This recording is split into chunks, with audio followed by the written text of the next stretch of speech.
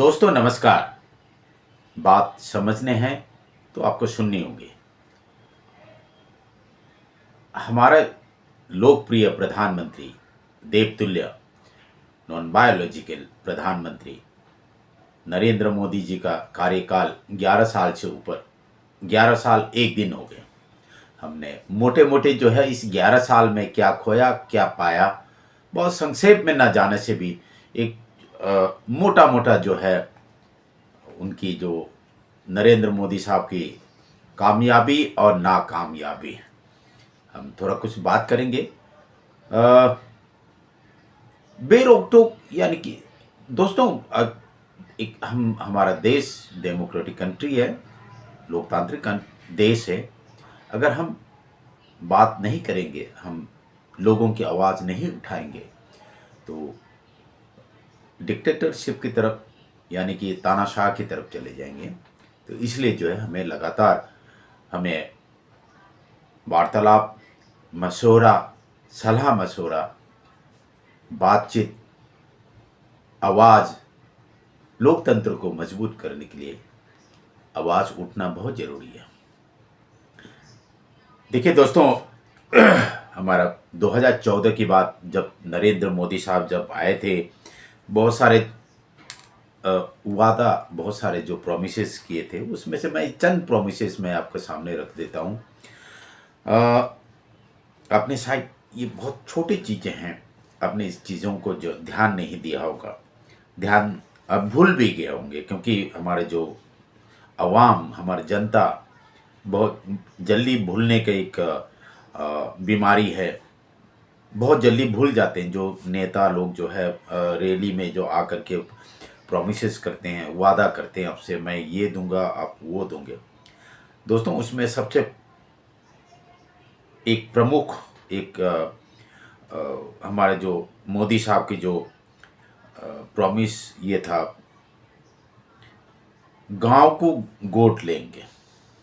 गांव को एक एक एमपी जो है, बीजेपी के एमपी, देश में जो जितने गांव हैं उसमें से एक एक जो सबसे पिछड़े हुए गांव को गोद लेंगे, यानी कि उसकी देखभाल उस एमपी का हाथ में रहेंगे। दूसरा दोस्तों, smart city, smart city project आपने खूब सुना था कि 2014 की, जब 14 में जीत करके आने के बाद उन्होंने प्रॉमिस यानी कि वादा, लोगों से वादा किया था, स्मार्ट सिटी बनाएंगे। 15 लाख 2 करोड़ नौकरी की बात इसको छोड़ दीजिए, हम इसको ये बात नहीं करेंगे। प्रधानमंत्री मोदी साहब कहते थे कि मनमोहन सिंह को जब डॉलर और रुपए की कीमत में जो अंतराल जो था, उसमें मोदी साहब ये कहते कि जब डॉलर और रुपए की कीमत गिरते हैं तो प्रधानमंत्री की साख गिरता। आज 85 रुपये, 87 तक, 88 तक पहुंच गया था, 90 के आसपास पहुंच गया था। आज अंतर्राष्ट्रीय मार्केट में जो है थोड़ा सा सुधार की वजह से, जो ये हमारा भारत की सुधार की वजह से नहीं, डॉलर की कीमत आज 85 रुपये प्लस माइनस है।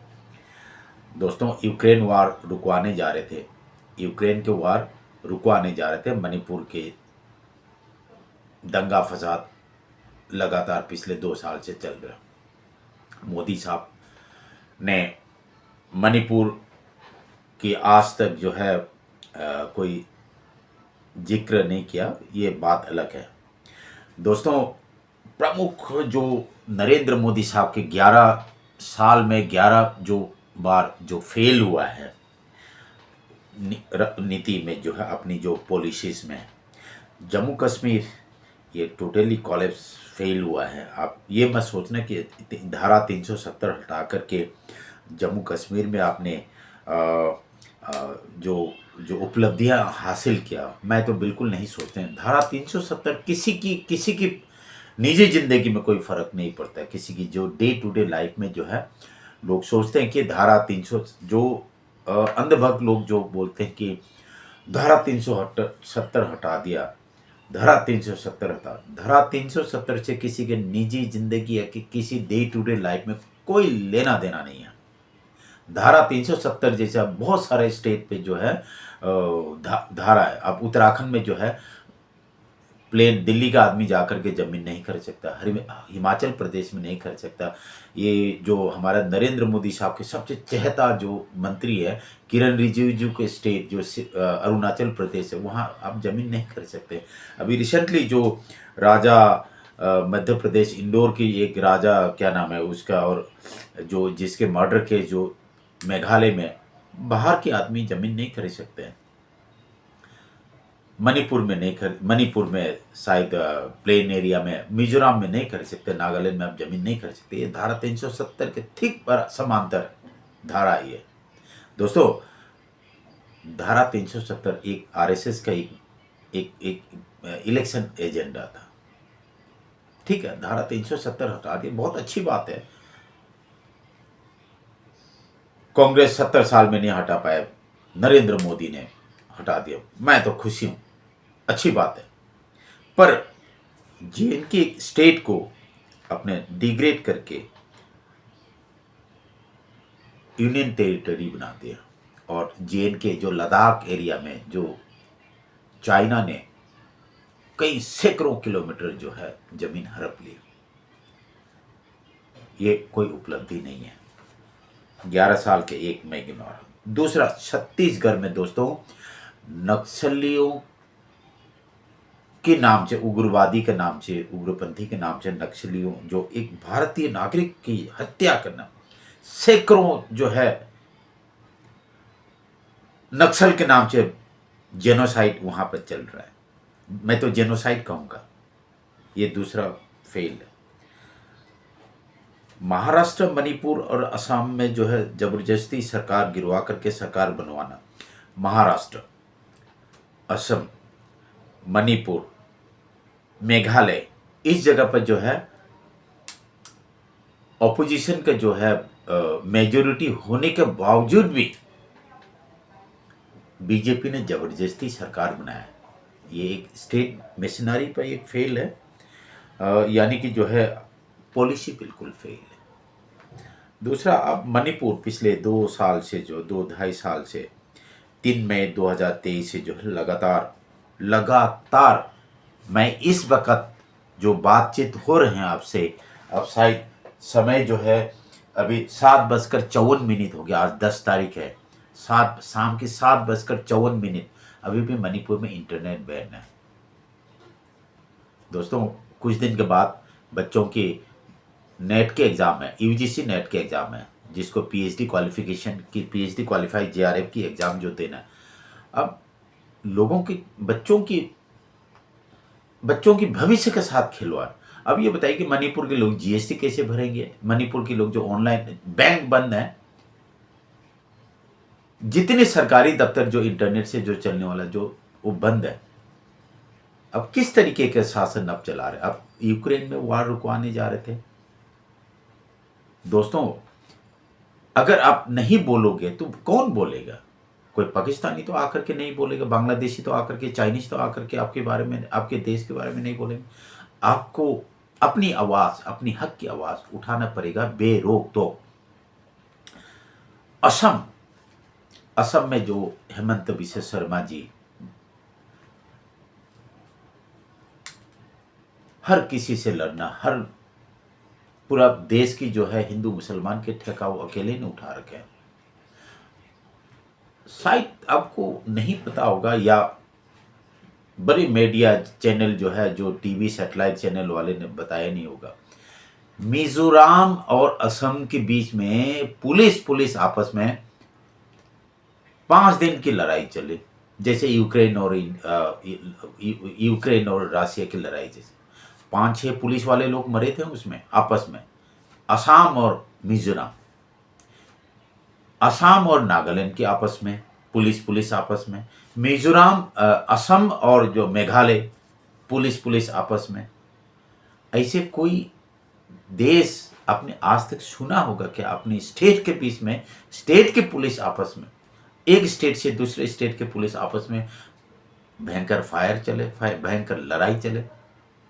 दोस्तों शायद आपको इसलिए नहीं पता है कि वो उत्तर पूर्वी भारत के, आपको सिर्फ सरोकार रखता है हिमाचल प्रदेश, उत्तराखंड, उत्तर प्रदेश, हरियाणा और दिल्ली, मध्य प्रदेश। इसी से क्या भारत को सीमित क्या रह जाएगा क्या? अगर देश को एक ताकत, एक डेमोक्रेसी, एक देश को लोकतांत्रिक देश बनाने हैं, आपको मणिपुर से लेकर महाराष्ट्र, कश्मीर से लेकर के कन्याकुमारी तक की बात करना चाहिए।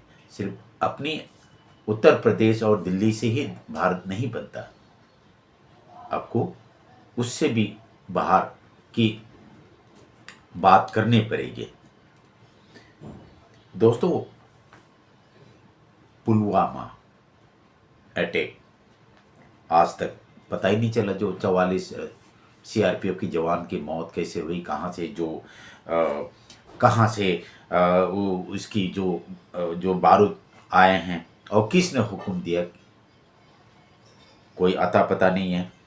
उरी पठानकोट में, उरी में उग्रवादी जो पाकिस्तान की अटैक, पठानकोट में अटैक। अब हर तो ये बात हो गई कि आईएसआई वाले लोगों को बुला करके आप पठानकोट में मिलिट्री एयरबेस में जो आप इंस्पेक्शन करवा दिए।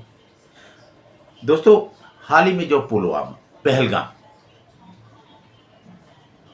दोस्तों इतनी इंटेलिजेंस हमारे आर्मी, हमारे फौज इतनी तगड़ा, इतनी सक्षम फौज, फिर भी 4 उग्रवादी आप नहीं पकड़ पाए। मैं फौज के ऊपर मैं प्रश्न नहीं कर रहा हूँ, लेकिन सरकार की जो इंटेलिजेंस फेलियर है, सरकार की रवैया जो है, मैं उसमें प्रश्न उठा रहा हूँ। चाइना के साथ अपने रिलेशन अभी जो है, रेयर आर्ट मटेरियल जो है वो उन्होंने बैन करके रख दिए। भारत की जो जितने ऑटोमोबाइल सेक्टर ठप हो गए। अमेरिका के साथ क्या रिलेशन है, कितनी लोगों को जो है अमेरिका के मिलिट्री हवाई जहाज में भर भर करके जंजीर लगा करके, जंजीर से बांध करके भारतीयों की बेइज्जती करवा करके अपने उनको बुलवाया। प्लस आज एक अमेरिका में छात्रों के साथ जो भारतीय छात्रों के साथ क्या हुआ।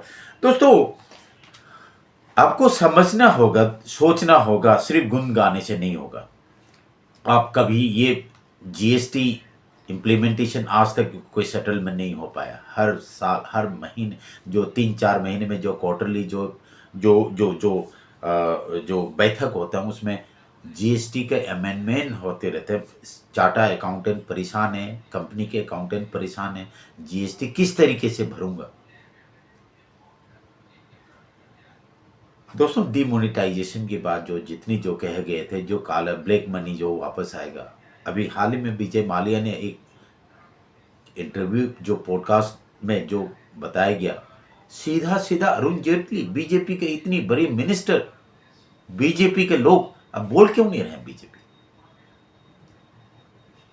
हर घर में नल, हर घर में जल। अपने गांव की जो हालत देखा है दोस्तों, बोलना पड़ेगा ना आपको। आप नहीं बोलोगे तो ये अपनी मनमानी, एक ऑर्गेनाइज क्राइम है। आपको बोलना तो पड़ेगा दोस्त। नहीं बोलोगे तो आपको दबा करके रखेंगे। आपको बोलना पड़ेगा।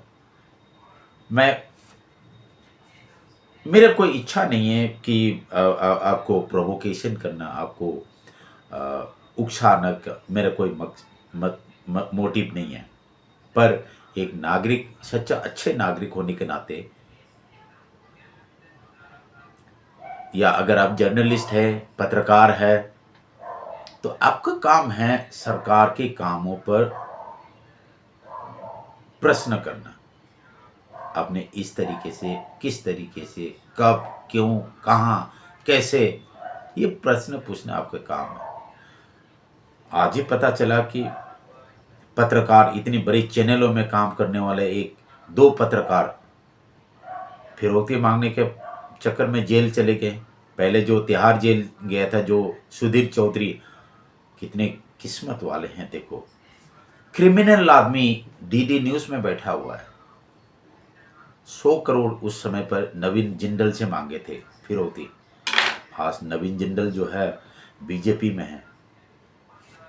वही सुधीर चौधरी आज सरकारी चैनल डीडी न्यूज़ में एक महीने में 1 करोड़ 14 लाख रुपए के, एक महीने में 1 करोड़ 14 लाख से ऊपर जो है उसकी तनख्वाह पा करके मजे ले रहे हैं। आपके मेरे गरीबों के खून पसीने के कमाए, क्योंकि अमीर आदमी कभी टैक्स नहीं देते हैं। जो टैक्स देने वाला सिर्फ गरीब आदमी है। अमीर आदमी का टैक्स माफ हो जाता है, कॉर्पोरेट टैक्स माफ हो जाता है। अमीर आदमी का टैक्स माफ हो जाता है, कान खोल के सुन लो। गरीब आदमी ही टैक्स देते हैं। उस गरीब आदमी का टैक्स खून पसीने का कमाई सुधीर चौधरी महीने में 1 करोड़, सालाना नहीं, महीने में 1 करोड़ 14-15 लाख की तनख्वाह पा रहे हैं। जो फिरौती की चक्कर में जो तिहाड़ जेल जो गया था, आज 2 पत्रकार, बड़े चैनल के 2 पत्रकार जेल गए। दोस्तों, समझना है तो दो तुक बात, देश को संभालना है तो दो तुक बात आपको तो करना पड़ेगी, बेरोक तो। धन्यवाद।